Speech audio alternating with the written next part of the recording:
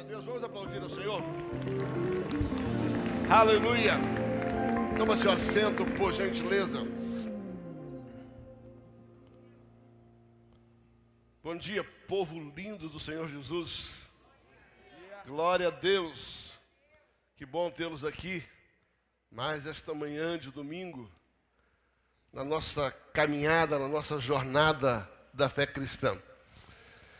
Particularmente, eu amo, fui criado na casa de Deus, fui criado no Evangelho, nasci num lar cristão e domingo é dia do Senhor. Domingo é dia do Senhor. Não que os outros dias não sejam, todos os dias são dias do Senhor, mas domingo de uma maneira especial nós separamos para celebrar ao Senhor. Me lembro, quando eu era menino pequeno lá em Barbacena, tinha uma musiquinha que a gente cantava, né? Que dizia assim: quem trabalha no domingo do Senhor está roubando. Do Senhor está roubando quem aqui chega atrasado. Eu fui criado assim. Quem trabalha no domingo, é lógico. Sabemos hoje com a modernidade que tantas pessoas estão em atividades, tantas pessoas estão trabalhando em hospitais, em ruas, mesmo trazendo sustento para sua casa, dirigindo Uber, dirigindo táxi. É lógico que era uma maneira de conscientizar, ainda criança, a importância de estar na casa de Deus. Não é nenhuma crítica a quem não pode estar, mas é um desafio a conscientizar da importância desse lugar físico, desse ambiente de celebração. Esses dias alguém me perguntou: pastor, o que o senhor acha que vai acontecer quando essa pandemia terminar? O senhor acha que as pessoas vão voltar para a igreja? Eu falei: queridos, particularmente, eu acho que você não tem que pedir alguém para voltar que durante a pandemia podia e não veio. Então, a pandemia, ela de fato, ela nos priva, né? Principalmente quem tem criança, quem tem uma certa idade, quem tem comorbidade, enfim, tudo isso é real. E também a própria preocupação, o zelo, a prudência.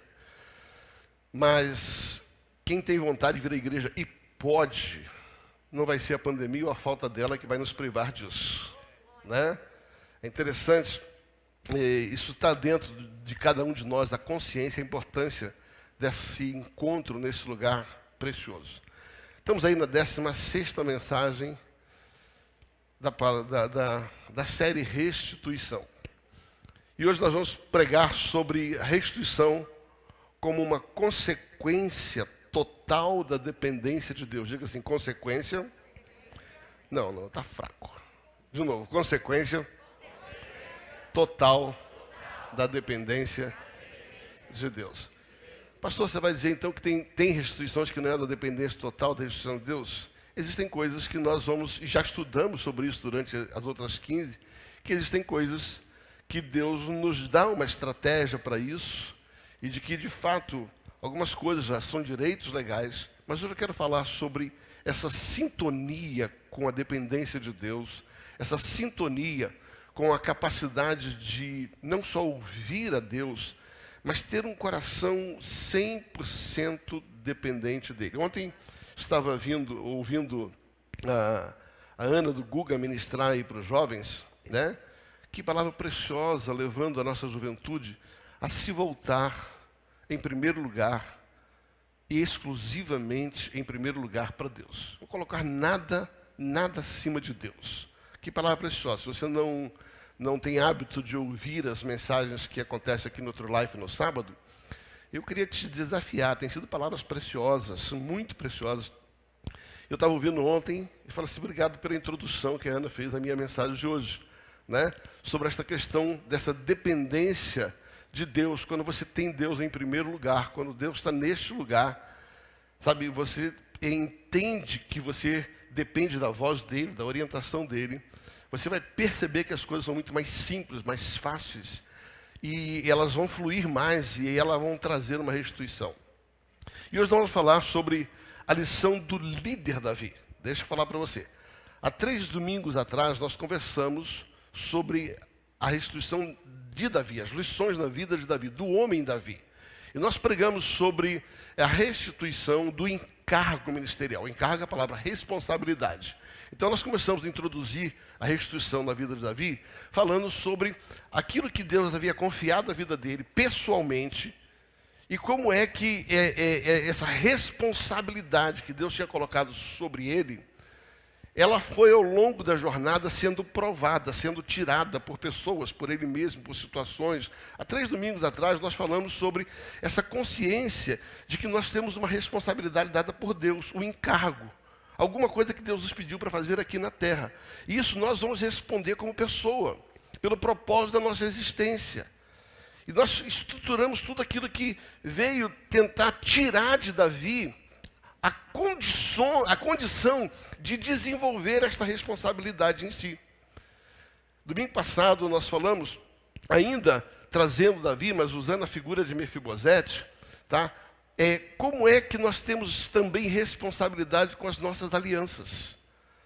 E como é que as nossas alianças são provadas. As nossas alianças matrimoniais, as nossas alianças pessoais.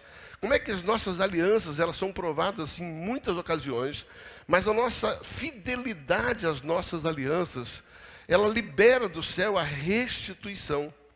Hoje, ainda sobre Davi, eu quero falar sobre não só mais a eu não sou uma pessoa de muitos detalhes. A minha é exatamente o extremo oposto, né? A minha é extremamente detalhista.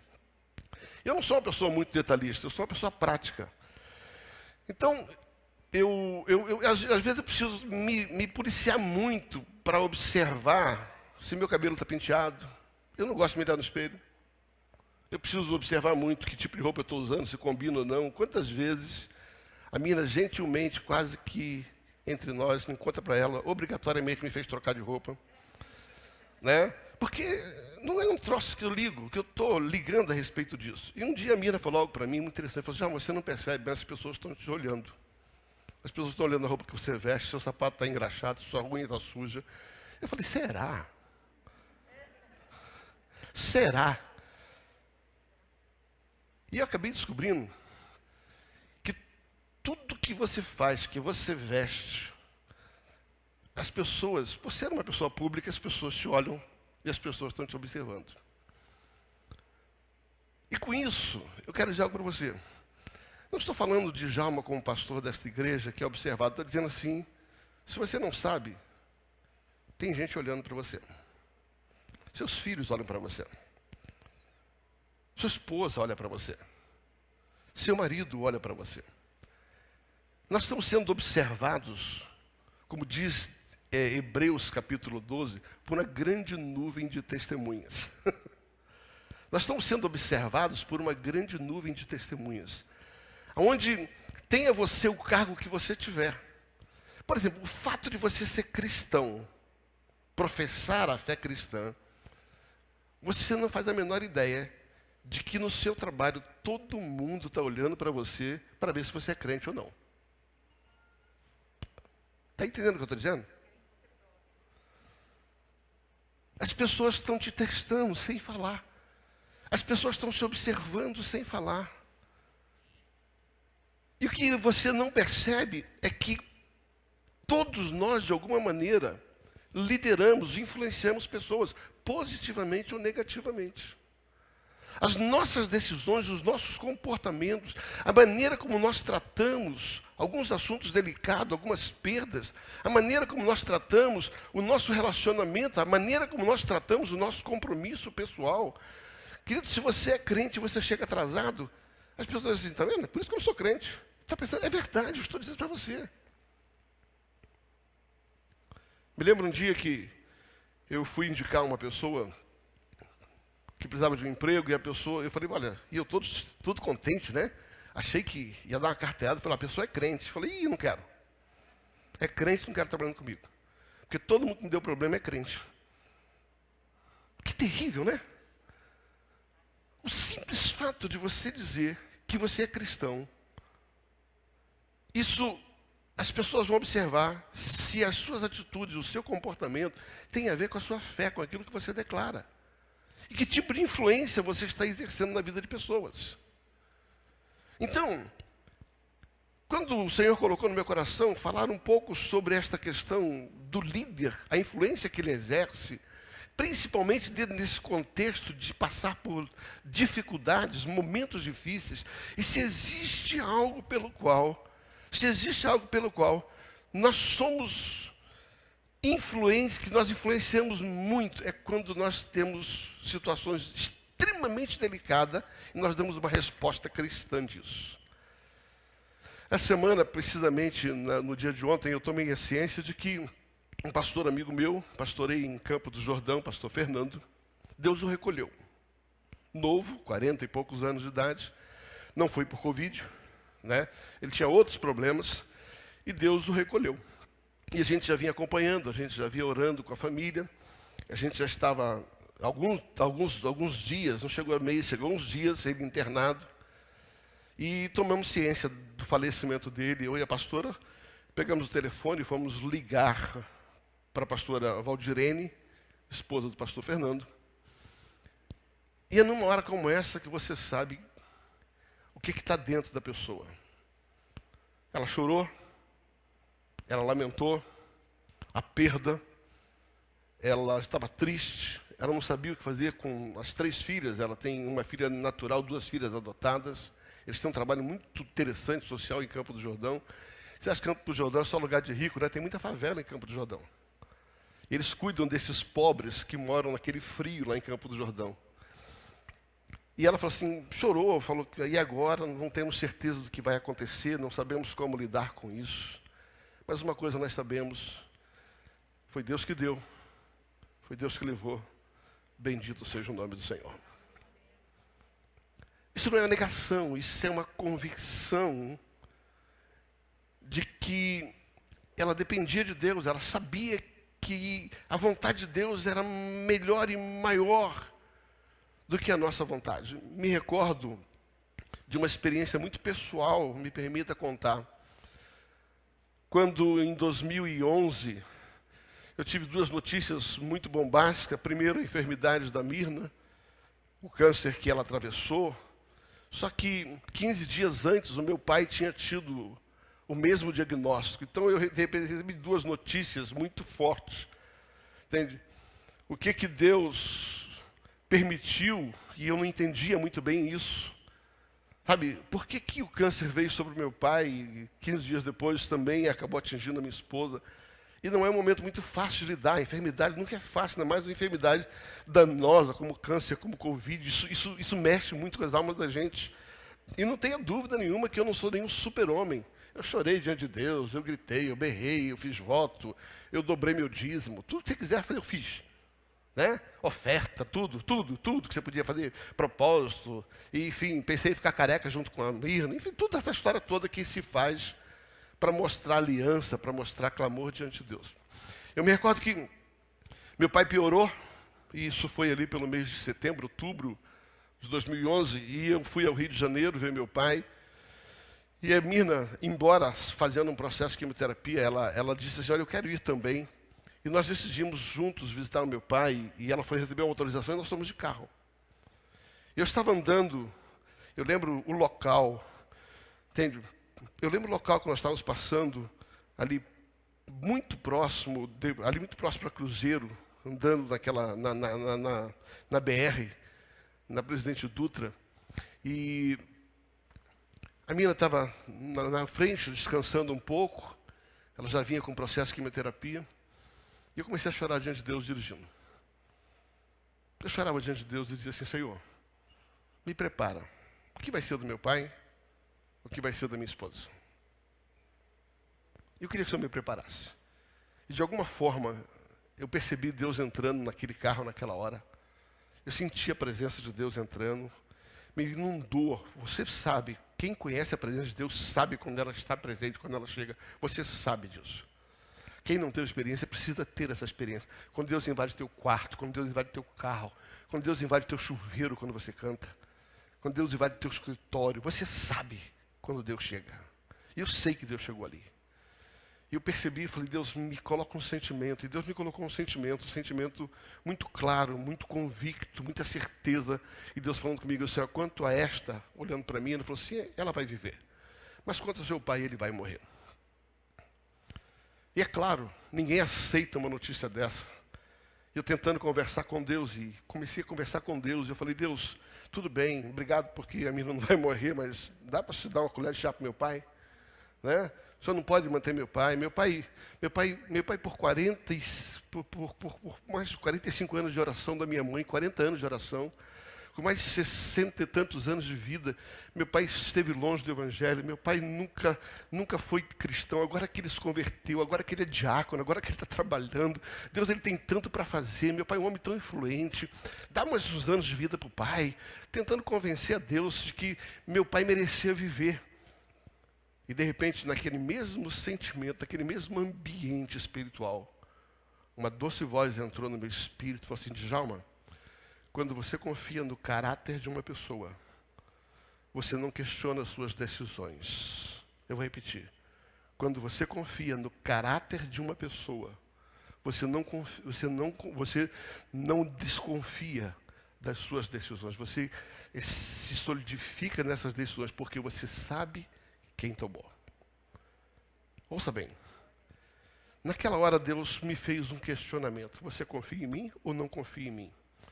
Você confia na minha vontade ou você não confia na minha vontade? Você questiona a minha vontade porque você não conhece o meu caráter. Eu vou repetir. Hoje a gente vai pegar pesado. Você só questiona a decisão de uma pessoa quando você não acredita no caráter dela. Não estou falando sobre tirar dúvidas. Não é isso que eu estou colocando. Não estou falando sobre abrir o coração para entender. Estou falando sobre questionar, sobre não aceitar a decisão de uma pessoa com caráter tão ilibado.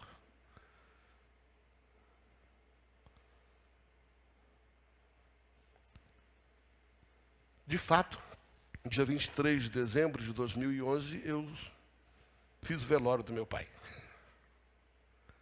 E no velório do meu pai, eu contei essa experiência.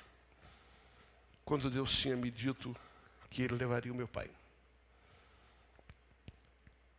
E o quanto foi para mim difícil na alma, mas quanto foi para mim gostoso no espírito, saber que quem sabe mais do que eu, é mais íntegro do que eu, é melhor do que eu, tomou uma decisão que eu não tomaria e essa decisão era melhor. E quando eu compartilhei isso, eu me lembro que muitas pessoas vieram me procurar, mas como é que você está tão em paz, tão tranquilo a respeito disso? Eu falei assim, por fora é muito fácil você julgar esse tipo de tranquilidade, por dentro há um turbilhão. Por dentro há um turbilhão dentro da gente que a gente não explica por causa disso. Mas nossa alma está agitada, mas o nosso espírito está convicto de que Deus é Deus e que Deus está no controle de todas e qualquer circunstância. E sabe, por causa desta experiência, muitas pessoas foram confortadas em suas perdas. E a minha oração é que, como líderes, a gente tenha experiências com Deus, de dependência de Deus, que vão levar outras pessoas a entender algumas perdas inevitáveis que nós não gostaríamos, mas elas acontecem. E nós influenciamos essas pessoas a viver um processo de dependência de Deus e não um processo de revolta contra Deus. Posso ouvir um amém? Você está afim de ouvir a palavra hoje? Você acha que vai te ajudar de alguma forma? Eu sei o quanto me ajudou. Abra a sua Bíblia. Primeiro livro de Samuel, capítulo de número 30. 1 Samuel, capítulo 30. Vamos ler do verso 1 até o verso de número 8. 3 dias depois, estamos lendo a nova versão transformadora. 3 dias depois, quando Davi e seus homens chegaram à cidade de Ziclag, viram que os amalequitas haviam invadido a Neguebe e atacado Ziclag. Tinham destruído e queimado a cidade, não mataram ninguém, mas tomaram como prisioneiro as mulheres, as crianças e os demais e foram embora. Quando Davi e seus homens viram a cidade queimada e deram conta que havia acontecido com as mulheres, seus filhos e as suas filhas, lamentaram, choraram em alta voz, até não aguentar mais. As duas esposas de Davi, Ainoã de Jezreel e Abigail, viúva de Nabal do Carmelo, estavam entre as que foram capturados. Davi ficou muito aflito, pois os homens estavam amargurados por terem perdido seus filhos e as suas filhas. E começaram a falar em apedrejá-lo. Mas Davi encontrou força no Senhor. Diga amém. Mas Davi encontrou forças no Senhor, seu Deus. Então disse ao sacerdote Abiatar: traga a estola sacerdotal, o colete sacerdotal. E Abiatar, o filho de Aimeleque, o trouxe. Davi perguntou ao Senhor: devo perseguir este bando de sequestradores? Conseguirei apanhá-los? E o Senhor respondeu: sim, vá atrás dele. Certamente conseguirá recuperar tudo que foi tomado de vocês. Certamente será restituído de tudo que foi tomado de vocês. Diga amém. Obrigado por essa palavra linda e poderosa em nome de Jesus. Uma das características mais fortes da liderança de Davi era a sua dependência de Deus em todos os momentos da sua caminhada. Isso inspirava pessoas a caminharem com ele e a tornarem ele um líder de êxito. Ou seja, o que eu estava dizendo para você foi a minha introdução. Sabe, como líderes nós somos influenciadores. E o êxito do nosso ministério, o êxito da nossa vida como líderes, ela está pontuada em cima do fato de que as pessoas precisam olhar para a gente e dizer assim: este é confiável. Este verdadeiramente vale a pena segui-lo. Liderar é influenciar pessoas, e as pessoas precisam estar convictas de quem você é e o seu relacionamento com Deus, para que elas possam te seguir com tranquilidade. Seja você um pastor, seja você um pai, seja você uma mãe, seja você um profissional. Você, como líder, precisa inspirar pessoas, mesmo que isso tenha que lhe custar alguns desafetos, como aconteceu na vida de Davi.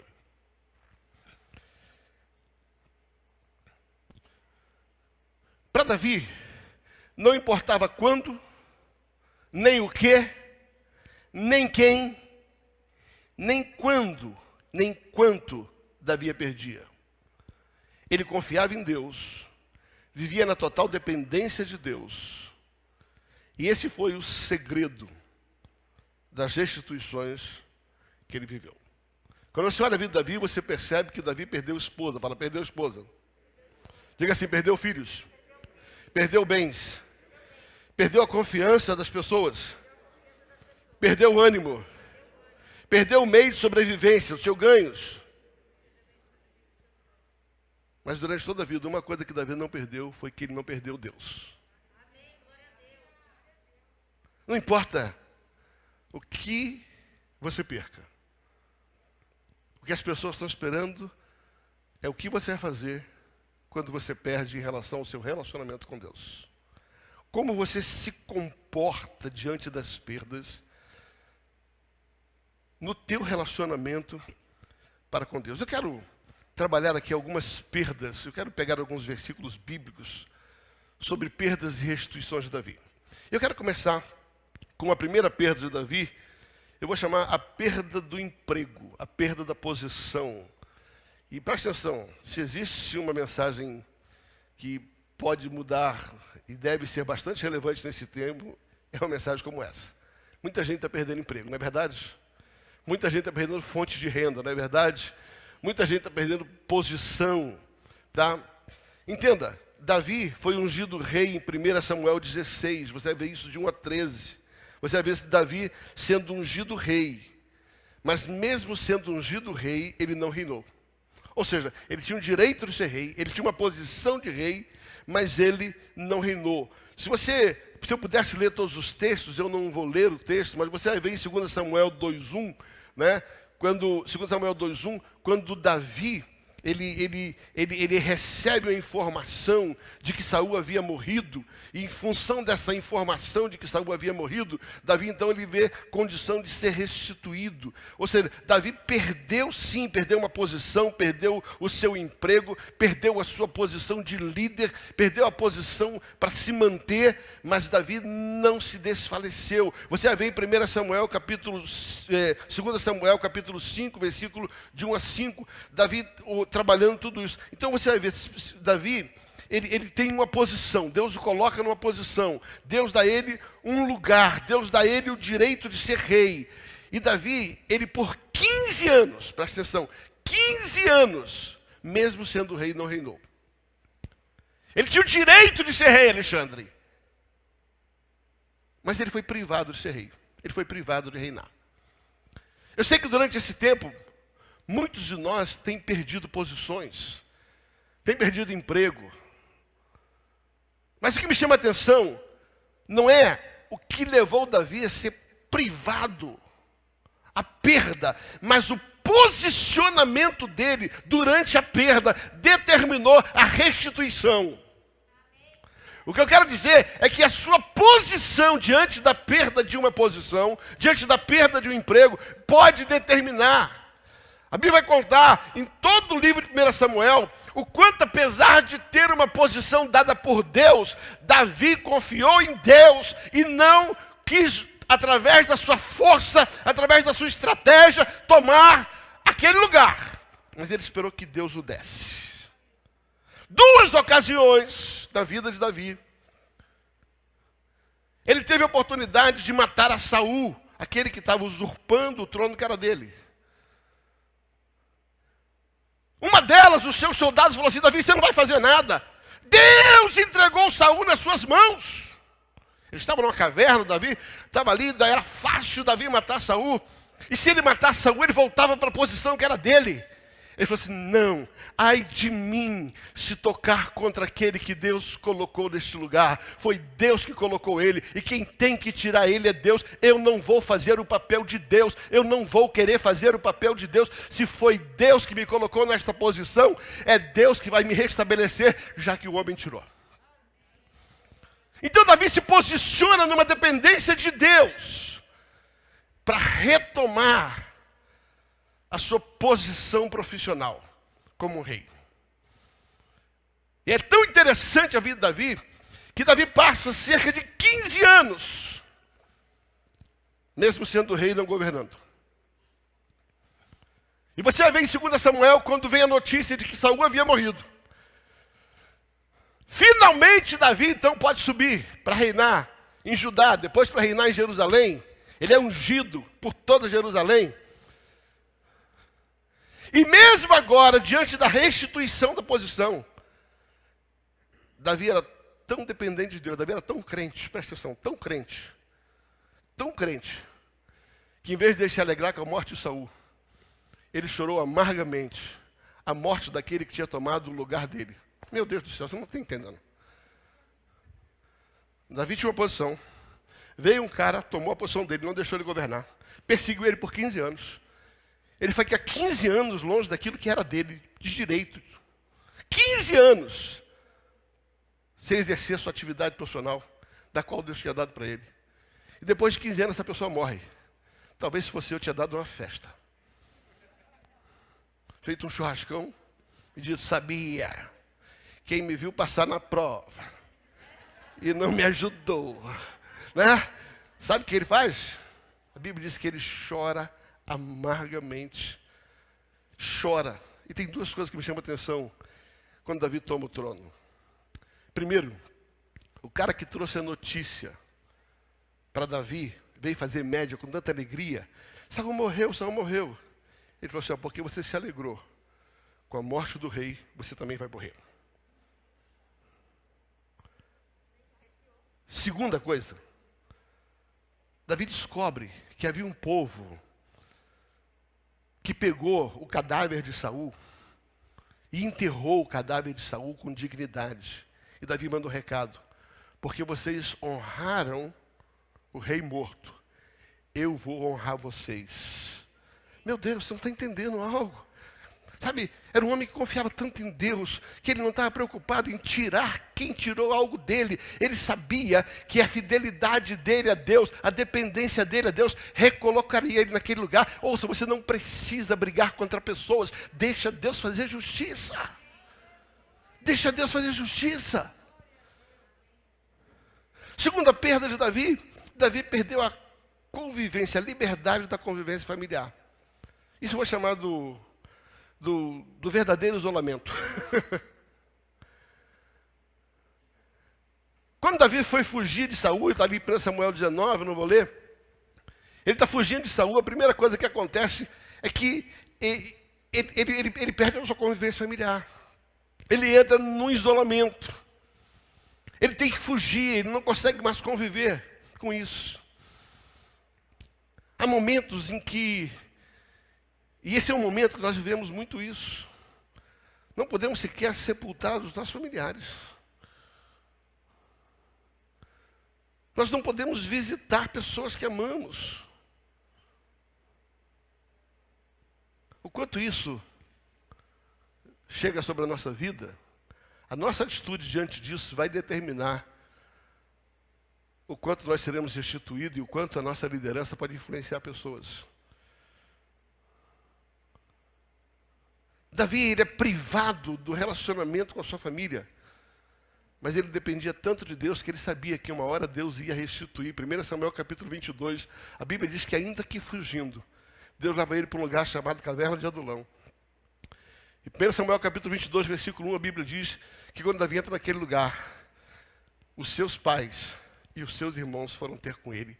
Davi dependia tanto de Deus, que ele sabia que uma hora Deus ia restituir ele dessa privação de relacionamento com seus familiares.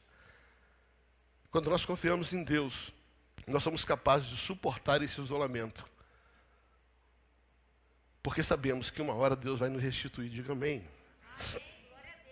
Eu estava pensando sobre como uma grande família que nós somos, e agora eu quero me dirigir aos irmãos da Verdade e Vida, né?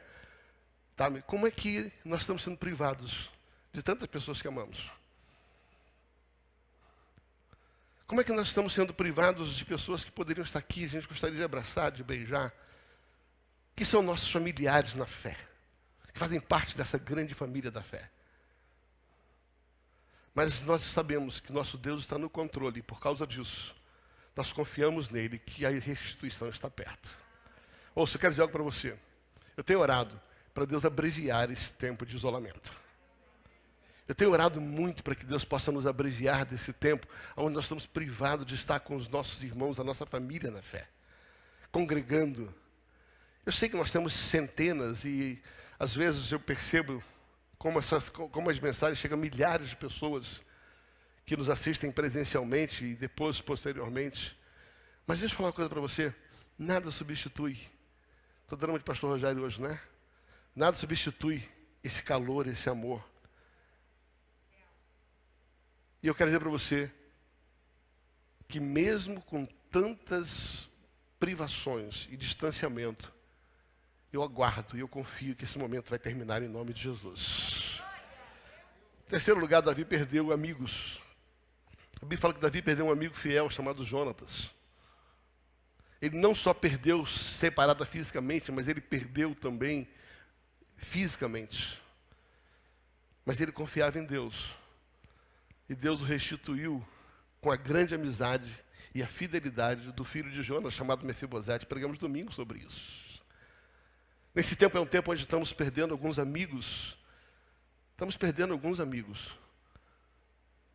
Estamos perdendo pessoas muito próximas. A morte do pastor José Roberto, ali de Curitiba, foi uma facada para mim. Um amigo fiel, um amigo muito próximo.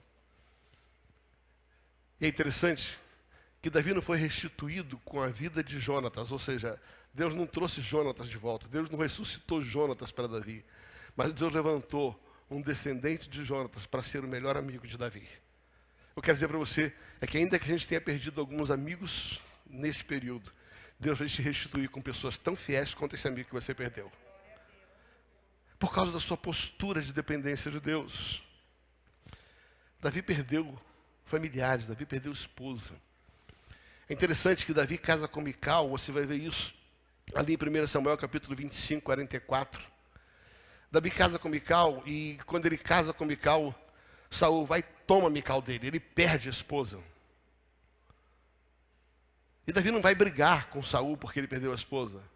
Porque você vai ver em 2 Samuel 3, 14 a 15, quando Davi volta para reinar, Deus restitui, Mical volta para sua casa, para dormir junto com ele. Deus é um Deus de restituição.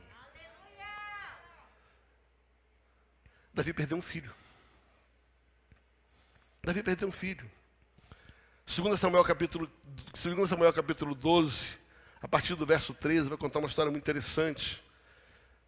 Davi havia tido um caso com Betseba e por causa disso, Betseba ficou grávida.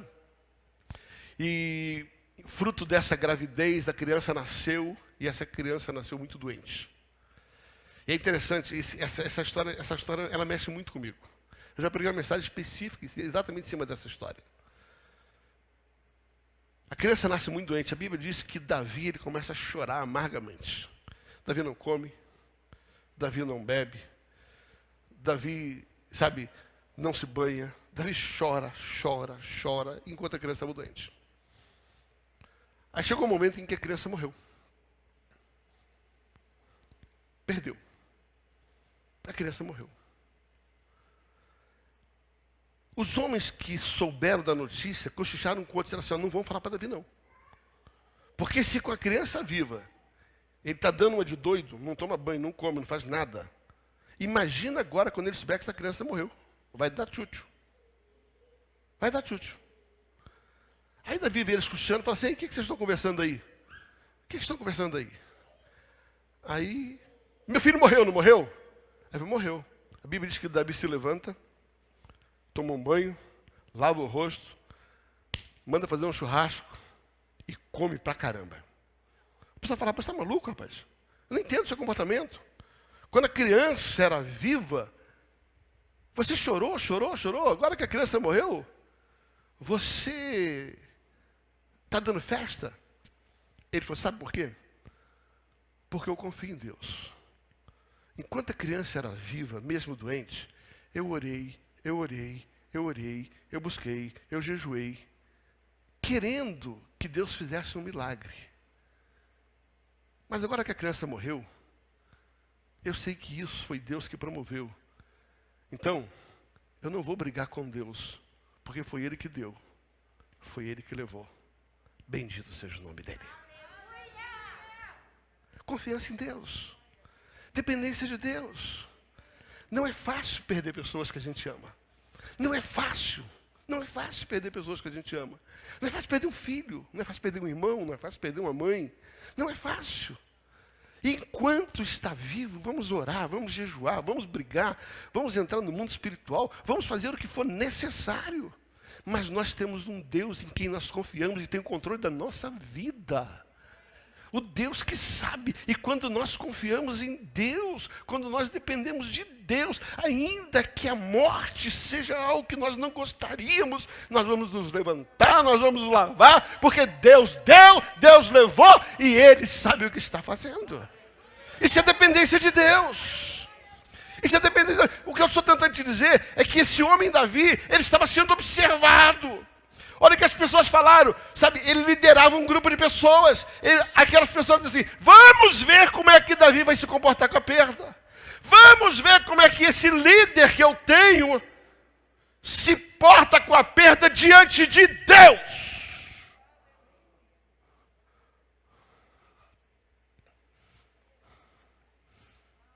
O quanto ele confia que Deus está no controle. Ou o quanto ele questiona o caráter daquele que toma decisões.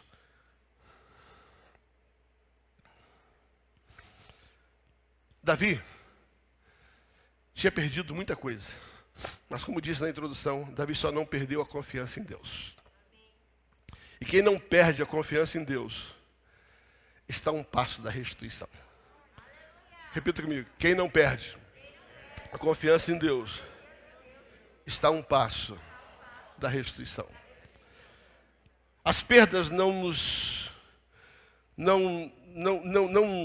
não nos isenta da dor, não nos isenta do sofrimento, não nos isenta de chorar.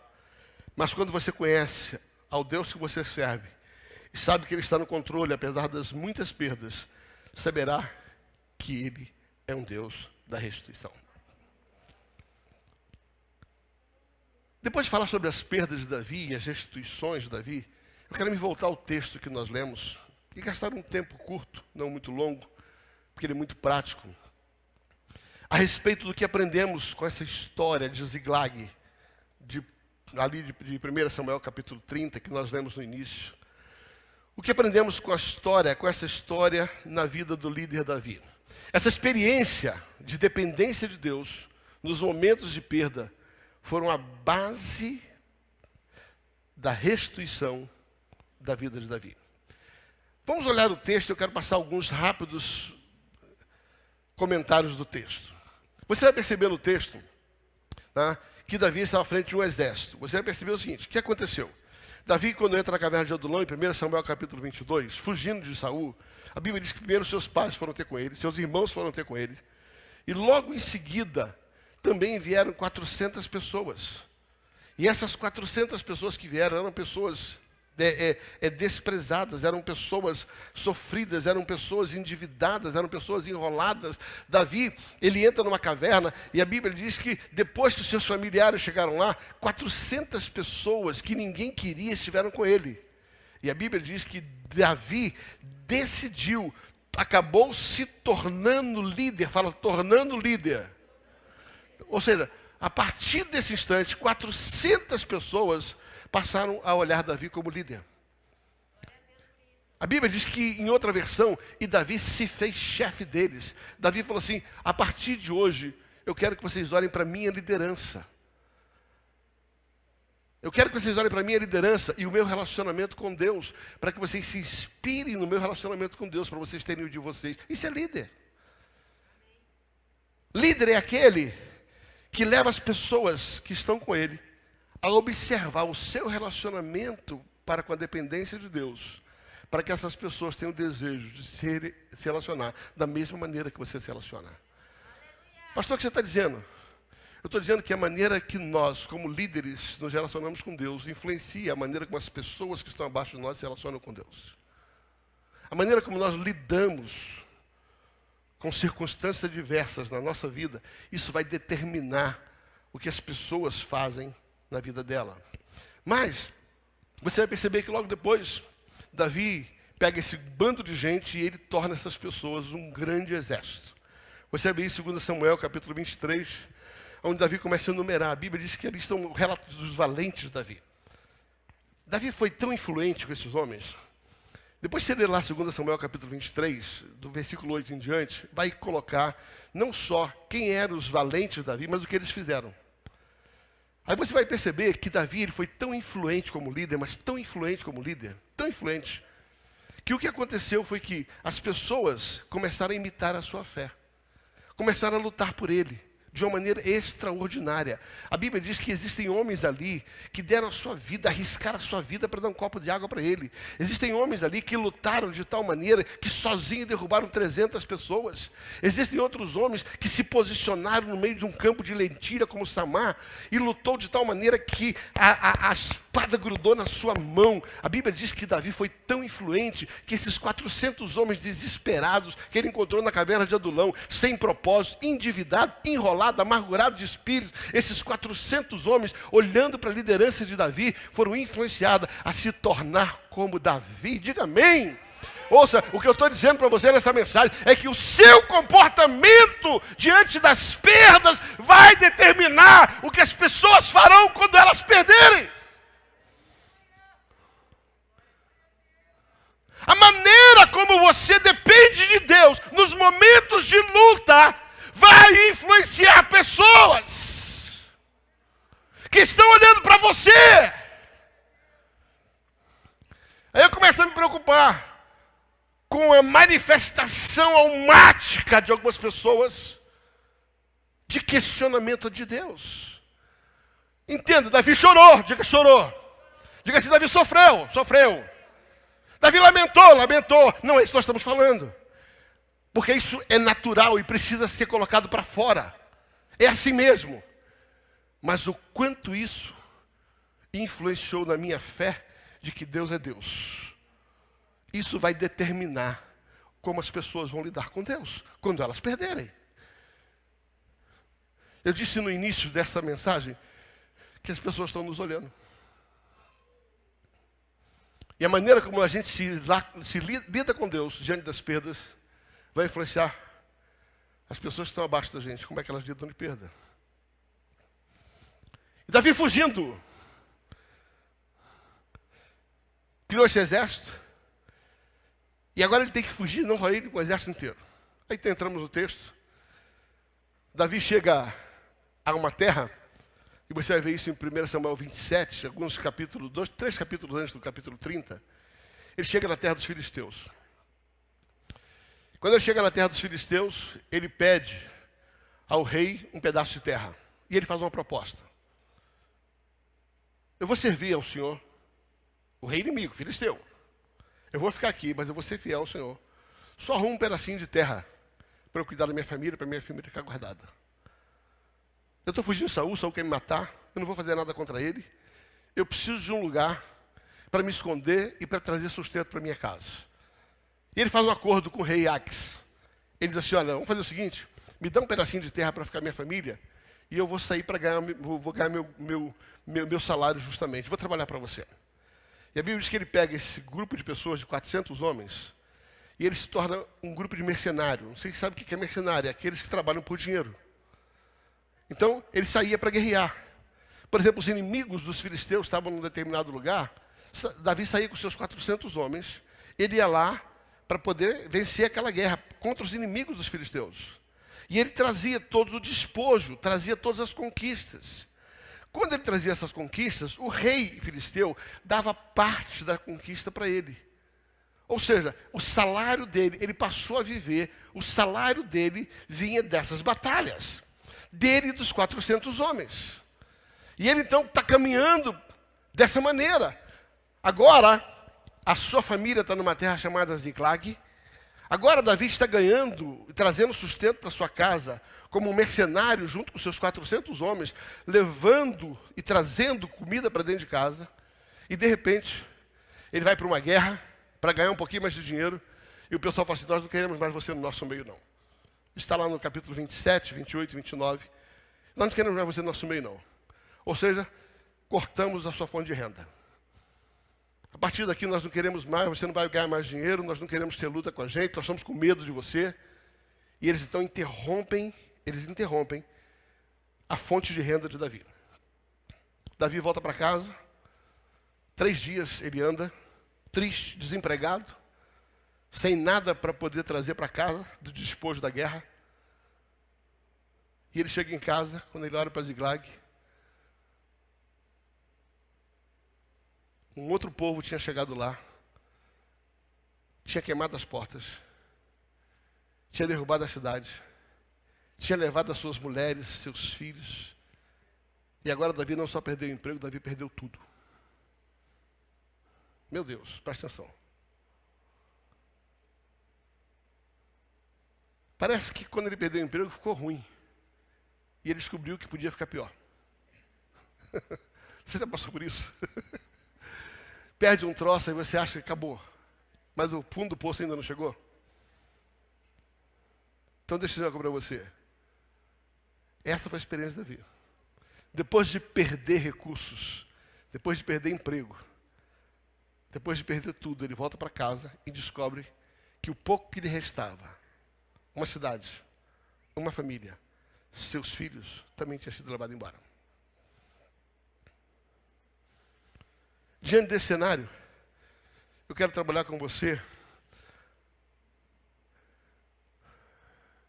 O que se faz quando tudo parece perdido? Quais são as lições de restituição como consequência de uma total dependência de Deus? O que dará credibilidade à nossa liderança? O que os liderados esperam ver em nós diante das nossas perdas? Eu vou repetir. O que as pessoas esperam? Primeiro, elas esperam uma atitude de maturidade, confiança em Deus. Em outras palavras, Cuidado para no momento de perda, você não se prostrar de tal maneira que você não levante mais. E que você se afaste de Deus. 1 Samuel capítulo 30, versículos 7 e 8. A Bíblia diz que diante daquela perda, onde todo mundo chorava, Davi falou assim, fiquem quietos, porque eu vou buscar o Senhor. Olha isso, olha o texto. 1 Samuel 30, 7 a 8. Então disse o sacerdote Abiatar, traga o colete sacerdotal. Traga o colete sacerdotal. E Abiatar, filho de Aimeleque, trouxe Davi e perguntou ao Senhor, devo perseguir este bando de saqueadores? Meu querido, como é que você perde a família e pergunta a Deus se vai buscar de volta? Fala assim, só faz isso quem só depende de Deus. Acabou de perder tudo, filho. Em vez de ele sair afobado querendo buscar, ele pergunta ao Senhor, é para ir? Ele diz, conseguirei apanhá-los? E o Senhor respondeu, sim, vá atrás dele. Certamente conseguirá recuperar tudo o que foi tomado de você. Diga amém. Quando ele consulta Deus, fala assim, Deus, é para ir? Deus fala assim, fica tranquilo, a restituição já está a caminho. Fica tranquilo. Por mais que você tenha perdido, o fato de depender de mim, eu sou o Deus da tua restituição. Não importa o quanto você perdeu, o fato de não ter perdido a confiança e a dependência em mim, eu te restituirei. Pode ir. Eu tenho a palavra para te dizer, não sei o que você perdeu, mas Deus está dizendo, por confiar nele, pode ir, que Deus vai te devolver tudo. Tudo. Tudo. Tudo. O que as pessoas esperam da gente? Uma atitude de dependência de Deus. Segundo, o que as pessoas esperam da gente? Uma ação. Fala assim, as pessoas esperam uma atitude de dependência de Deus. A nossa obra da fé. Fica assim, as pessoas esperam uma ação. Elas estão observando como nós agiremos em cima daquilo que Deus disse. Qual vai ser o nosso comportamento em cima daquilo que Deus falou? Eu tenho a palavra, fique firme naquilo que Deus te disse que Ele vai te restituir. Olha o versículo 8 e versículo 9, diz assim, o Senhor lhe respondeu, sim, vá atrás dele, certamente conseguirá recuperar tudo que foi tomado de vocês. O versículo 9 diz, Davi e seus 600 homens partiram e chegaram ao ribeiro de Betó, onde ficaram alguns deles. Diga assim, depois de ouvir Deus da viagem. Presta atenção, ouça. Depois de ouvir Deus da viagem. Diga assim, depois. Depois. Não, eu vou repetir. Depois. Diga assim, nunca. Haja. E depois, pergunte a Deus se devia ter agido. Não, eu vou repetir. Bem, o que eu estou falando é sério. Porque aqui, 99,99999 erra. As pessoas perderam algo, então elas saem para fazer algo. E depois perguntam, Deus, vai comigo? Entenda, quem depende de Deus não chama Deus para os seus projetos. Entra no projeto de Deus, porque no projeto de Deus está a restituição. O que Davi fez foi, eu não saí estabanadamente, pastora Lina, para buscar o que me tomaram. Eu pergunto, Senhor, é para ir? Quando é para ir? Agora que o Senhor disse para ir, aí eu vou. O grande problema é que na hora da perda, a gente perde a concentração de tal maneira que a gente age e depois pede Deus para agir em cima do nosso plano. O que eu estou dizendo para você é que quem confia em Deus, pergunta primeiro para agir depois. Não age primeiro para perguntar depois. Não, eu vou repetir. Quem quer viver a restituição como fruto de uma total dependência de Deus, primeiro pergunta. Fala comigo, primeiro pergunta. Depois age. Nunca age para depois perguntar.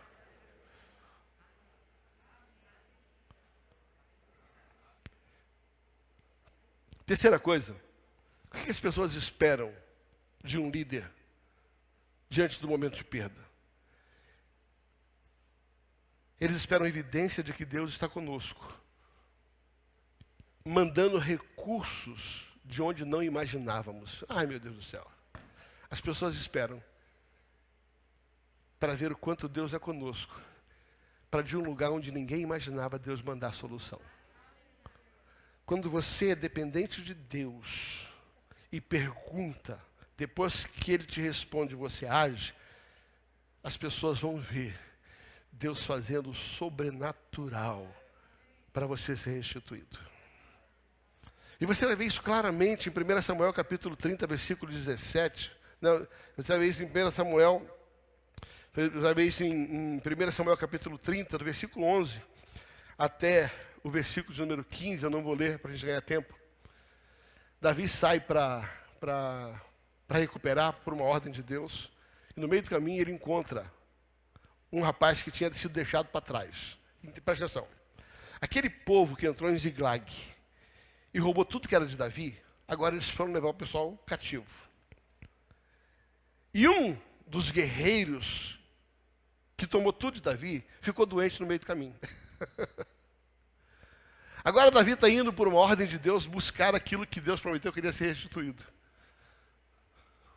E ele encontra esse rapaz. Deixa eu contar um segredo para você. Deus é um Deus que usa o improvável para te restituir. Não. Deus é um Deus que vai usar o improvável, o impensável, para aquilo que você precisa para ser restituído.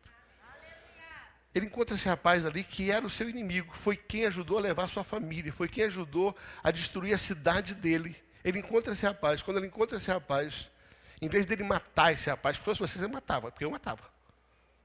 Quando eu olhar o seu rapaz, eu falo assim, foi o tu. Pim. Você que levou, junto com o outro. Pim. Sabe o que Davi faz? Davi confiava tanto em Deus que Davi pergunta, será que Deus te deixou aqui para você me ajudar a recuperar? Entende? Deus vai usar o improvável para cumprir o propósito dele.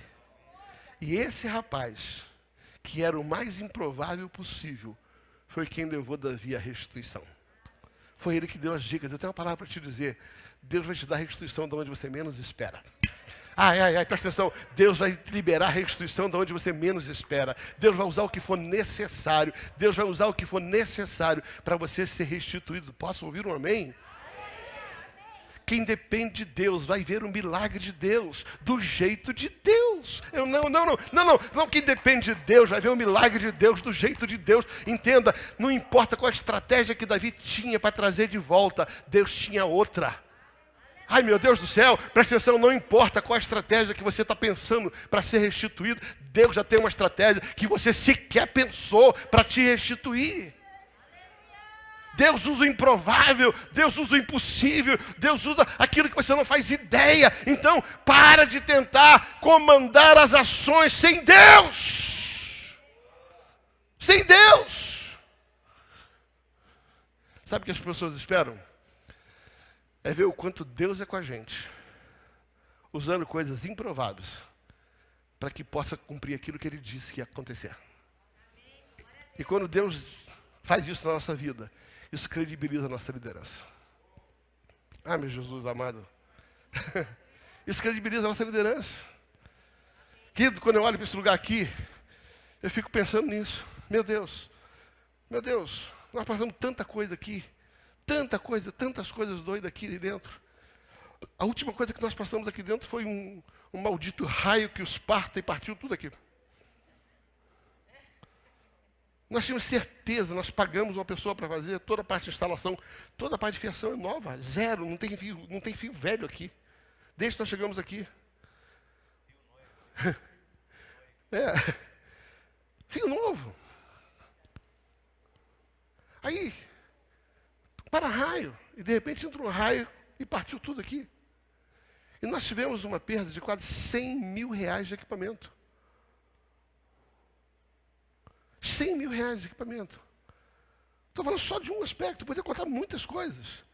Recentemente, um desavisado aí, um nóia, um rapaz viciado, subiu pelos galhos ali e roubou toda a tubulação de ar-condicionado que está aqui, ó, de cobre. Por isso está quente aqui dentro. E graças a Deus porque é inverno. Porque todos os ar-condicionados aqui, um rapaz chegou, subiu aqui em cima. Mas deixa eu voltar a falar do para-raio. Quando nós fizemos um orçamento, estava mais de 100 mil reais para retomar os equipamentos. E nós começamos a entrar, meu Deus, de onde vai tirar esse dinheiro? Como é que a gente vai recuperar isso? Como é que essa igreja vai voltar a funcionar?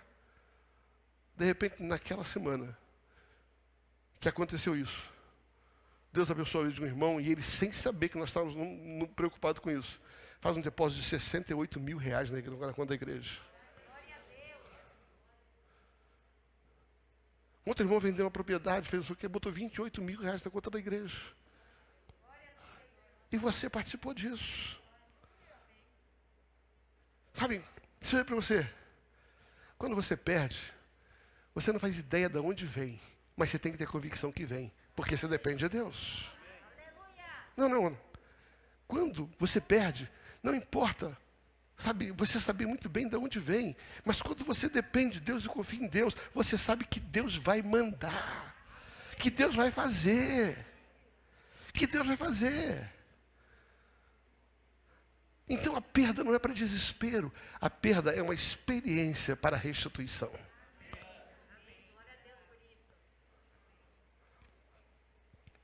O que acontece quando, como líder, nós perdemos? O que as pessoas esperam na gente? As pessoas esperam que sejamos perseverantes.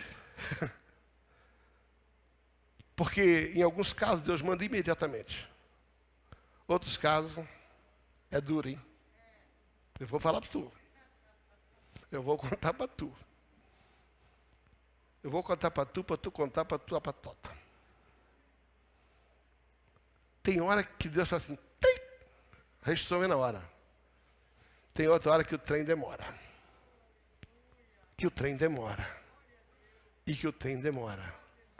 E eu tenho descoberto que a demora é uma prova do quanto você depende e confia em Deus. Ai, meu Deus do céu, presta atenção. Esperar é uma das provas mais fortes na vida de um líder.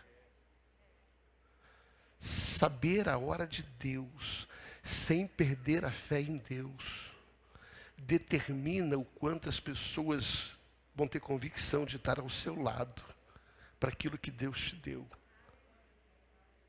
Líder imediatista, quando não tem rapidamente o que Deus prometeu, vai desistindo. O louvor pode subir, por gentileza. Você vai ver isso em 1 Samuel capítulo 30, versículo 17. Vai dizer assim, Davi e seus homens massacraram os amalequitas, atacando durante toda a noite e todo o dia seguinte até o amanhecer. Eu vou repetir. Atacaram durante toda a noite até o dia seguinte, até o amanhecer. Nenhum deles escapou, exceto 400 rapazes que fugiram montados em cavalo. Diga assim, toda noite, o dia inteiro. De novo, toda noite, o dia inteiro. Ou seja, sabe, enquanto eles não viram a restituição, eles não pararam. Sabe, as pessoas estão esperando que você seja perseverante. Eu gosto muito da vida de Abraão, me inspira muito a vida de Abraão. A Bíblia diz que Abraão recebeu uma promessa de Deus, que ele teria um filho. Passa 11 anos e o filho não veio. E Abraão naturalmente estava ali com a sua fé comprometida, puxa vida. Um dia Deus pergunta, e aí Abraão, está firme aí? Está tudo firme com você aí? Continua crendo? Continua crendo, Abraão? Eu falei, senhor, mais ou menos. Mais ou menos. Tem 11 anos, rolou nada, não veio filho. E só quem está aqui é o tal Damasceno Eliezer. Aí Deus fala assim, Abraão, vem cá, vou te dar uma experiência. Vou te dar uma experiência. Vem aqui para fora. Fique em pé, por gentileza. Fique em pé, por favor.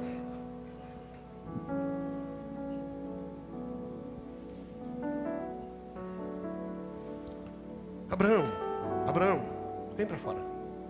E Abraão vem para fora.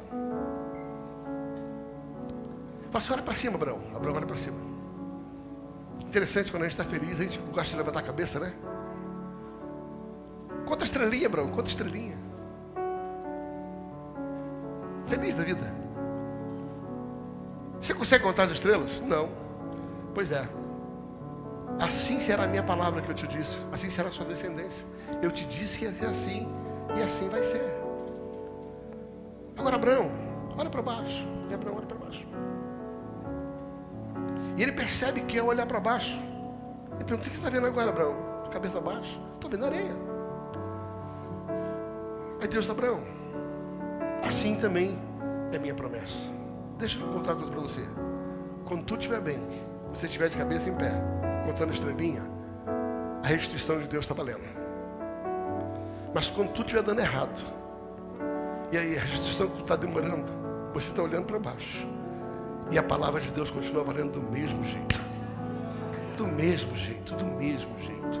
Perseverança. O que as pessoas esperam de um líder? Perseverança. Não veio ainda, mas eu continuo.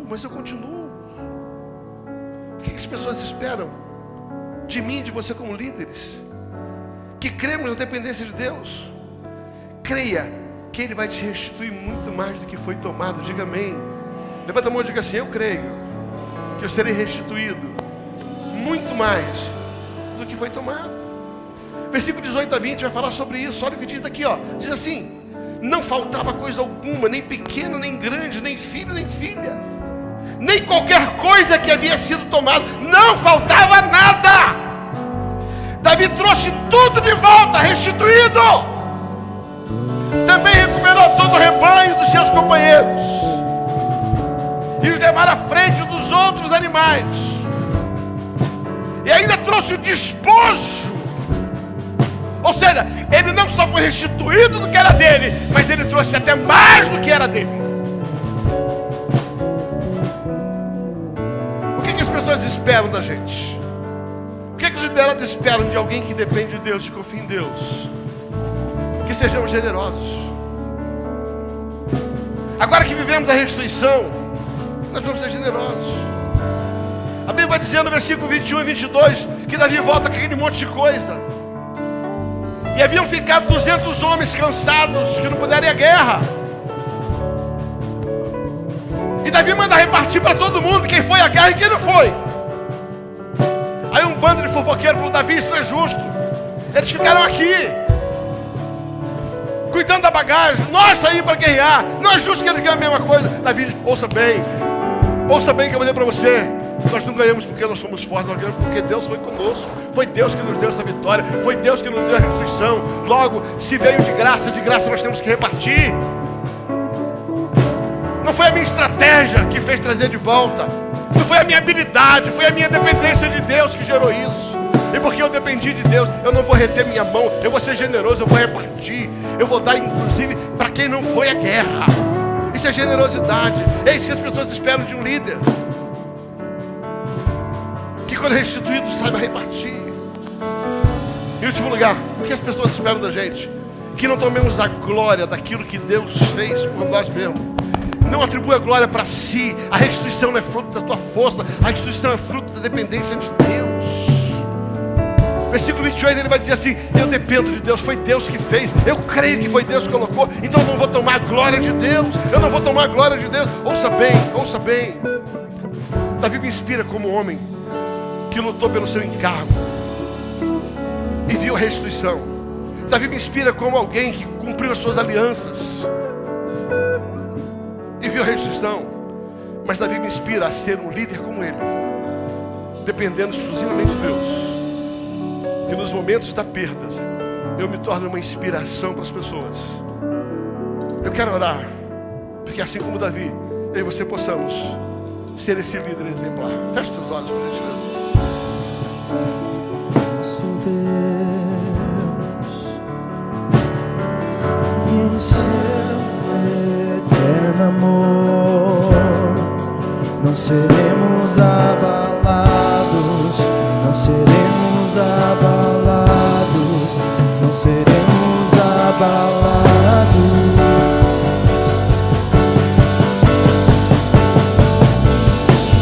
Confiando em nosso Deus e em seu eterno amor, não seremos abalados, não seremos abalados, não seremos abalados.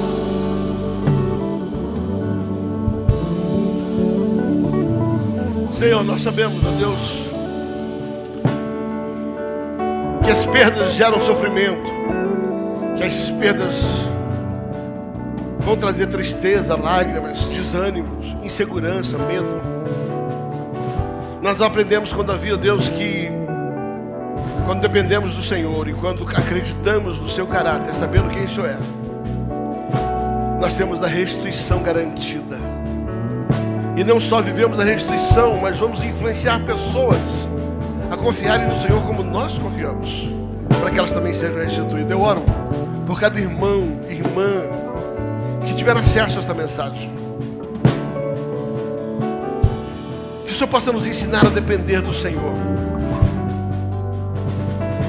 a buscar o Senhor primeiro para agir depois, a esperar o sim do Senhor, a não desistir, a ser perseverante, a agir. Ajuda-nos, Senhor Deus, a viver estas verdades na nossa vida.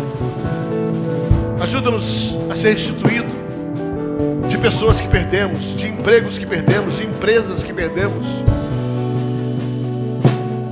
de fontes de renda que perdemos, de relacionamento que perdemos. Ajuda-nos, ó Deus, porque nós dependemos do Senhor e nós confiamos no Senhor.